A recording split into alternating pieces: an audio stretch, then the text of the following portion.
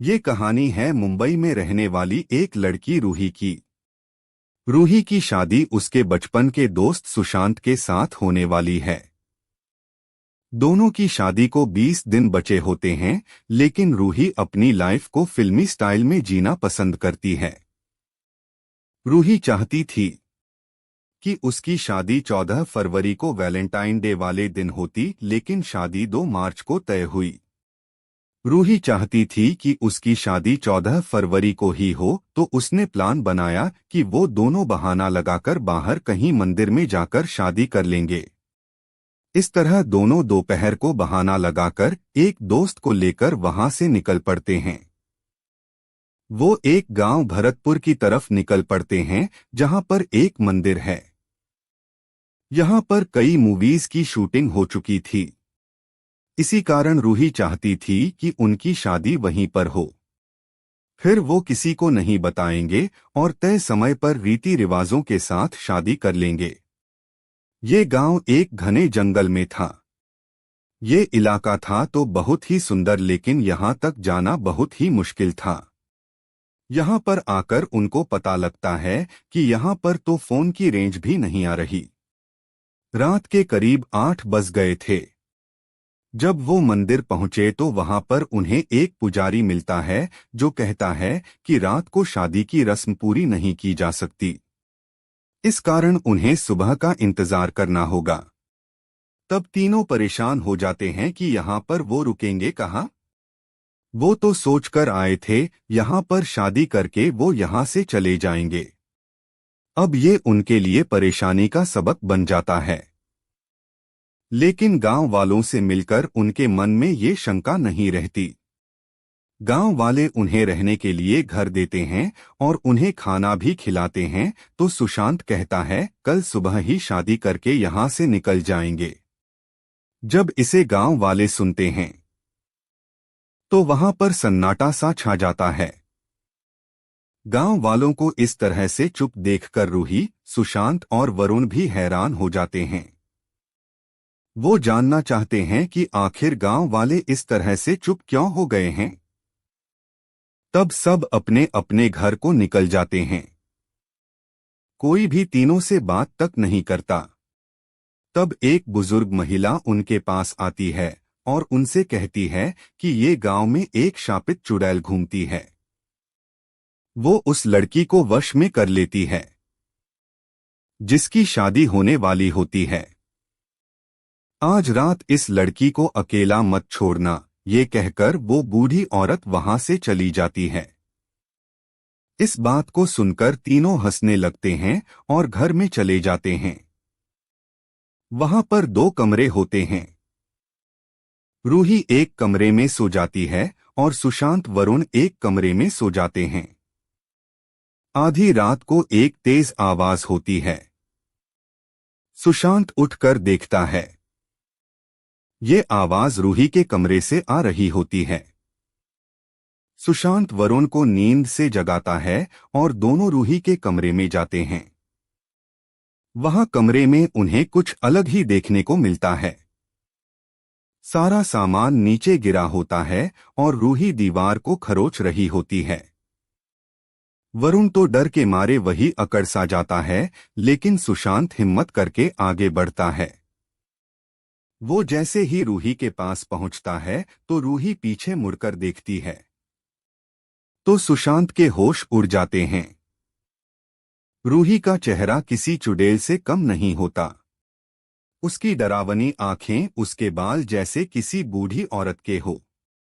सुशांत डर के मारे 2 कदम पीछे हट जाता है। तभी उसकी नजर रूही के पैरों पर पड़ती है। रूही का शरीर तो सीधा होता है, लेकिन उसके पैर उल्टे हो चुके होते हैं। इसे देखकर दोनों डर के मारे घर से बाहर भागते हैं। दोनों बहुत चीखते हैं, लेकिन कोई अपने घर से बाहर नहीं आता। दोनों को समझ नहीं आता कि क्या करना है। तब एक घर से वो औरत बाहर आती है। सुशांत और वरुण के चेहरे को देखकर वो समझ जाती है कि क्या हुआ है। सुशांत कहता है, कि हमारी मदद करो, तो वो औरत कहती है कि अब तुम्हारी मदद हम नहीं, सिर्फ तुम खुद कर सकते हो। वो लड़की अब उस चुड़ैल की कैद से बाहर नहीं आ सकती। वो शादी की रस्म से जुड़ी थी, लेकिन उसकी शादी नहीं हुई। उस चुड़ैल के साथ भी ऐसा ही हुआ था। इसी कारण वो ऐसी लड़कियों को अपना शिकार बनाती है। इतना कहकर वो औरत वहां से चली जाती है। सुशांत बहुत ज्यादा परेशान हो जाता है कि अब वो क्या करें। वो दोनों हिम्मत करके दोबारा उस घर में पहुंच जाते हैं। वहां बेड पर रूही सोई होती है। जब आवाज सुनकर वो उठती है तो वो ठीक लग रही होती है। सुशांत और वरुण को देखकर वो कहती है कि क्या हुआ, वो इतना डरे हुए क्यों खड़े हैं। तो सुशांत उसे सब बता देता है। रूही बड़ी हैरानी के साथ सब सुनती है, जैसे उसे कुछ पता ही ना हो। तब वरुण कहता है शायद वो चुड़ैल वहां से चली गई। सुशांत कहता है रूही तुम सो जाओ, कल बात करेंगे। रूही बेड पर लेट जाती है। वो दोनों अपने कमरे की तरफ जाते हैं तो वरुण कहता है अच्छा हुआ वो चली गई। तभी पीछे से एक तेज आवाज आती है, मैं यही हूं। तो दोनों पीछे मुड़कर देखते हैं तो पीछे रूही उसी चुड़ैल के रूप में आ चुकी होती हैं। वो दोनों डर के मारे कांपने लगते हैं। तो हिम्मत करके सुशांत उससे पूछता है कि तुम्हें क्या चाहिए, क्यों तुम रूही की बॉडी में आई हो। तो वो चुड़ैल कहती है कि मुझे भी एक लड़का शादी का वादा करके छोड़ गया था। मैं तड़प तड़प कर मरी थी। मैं ऐसी लड़कियों का शिकार करती हूँ जिनकी शादी होने वाली होती है। अब मैं रूही को नहीं छोड़ूंगी। तब सुशांत कहता है कि इसका बदला तुम उस लड़के से लो। तुम रूही को मारकर उससे बदला क्यों ले रही हो। तो वो चुड़ैल कहती है कि जैसे मेरी शादी नहीं हुई, मैं इसकी शादी नहीं होने दूंगी। ये मेरा शिकार है। इतना कहकर वो हवा में उड़ने लगती है। वो एक डरावने रूप में आ जाती है। दोनों की हालत पतली हो जाती है। वो दोनों दूसरे कमरे में भाग कर आ जाते हैं। सुशांत का मन बहुत उदास हो जाता है। तो वरुण कहता है कि वो रूही को छोड़ेगी नहीं। हमें पुजारी के पास जाना चाहिए, शायद वो कोई मदद कर सके। वो दोनों ही उसी मंदिर का दरवाजा खटखटाने लगते हैं। आधी रात का समय होता है तो काफी देर बाद पुजारी बाहर आता है। दोनों सारी बात पुजारी को बताते हैं तो पुजारी कहता है कि चुड़ैल की शक्ति मंदिर में आने पर नष्ट हो जाती है, लेकिन आप उसे यहाँ ला नहीं पाओगे। इसका जवाब आपको सिर्फ उसी से मिलेगा। दोनों ही मायूस होकर दोबारा घर आ जाते हैं। जब वो कमरे के अंदर आते हैं तो वो चुड़ैल रूप उनके सामने बैठा होता है। वो सुशांत पर हंस रही होती है। वो कहती है कोई पुजारी या बाबा तुम्हारी मदद नहीं कर सकता।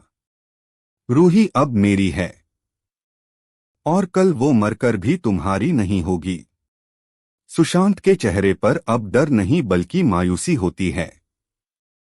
वो जानता है वो शायद इस चुड़ैल को रूही से दूर नहीं कर पाएगा। तो सुशांत कहता है तुम्हारे साथ ऐसा क्यों हुआ था, क्यों वो तुम्हें छोड़ गया था। तो वो चुड़ैल बताती है कि अगले दिन उसकी शादी थी।